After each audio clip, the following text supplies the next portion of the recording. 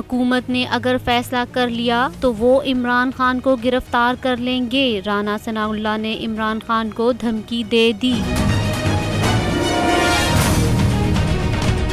Imported हुकूमत के चेले अपने ओछे हथकंडों से बाज नहीं आएंगे। राना सनाउल्लाह का कहना है, शहबाज गिल की मुहिम जोई इनफरादी अमल नहीं, एक जमाती अमल था। पीटीआई का सोशल मीडिया विंग इसके पीछे था। शहबाज गिल ने तफ्तीश में बताया कि लिखा हुआ बयान था। राना सनाउल्लाह ने इमरान खान को गिरफ्तार करने की धमकी देते हुए कहा कि अगर हुकूमत ने फैसला कर लिया तो इमरान खान को गिरफ्तार कर लेंगे। उन्होंने पंजाब हुकूमत को डाकुओं की हुकूमत कहते हुए कहा, पंजाब में पीटीआई की नहीं, काफ लीग और सबसे बड़े डाकू की हुकूमत है।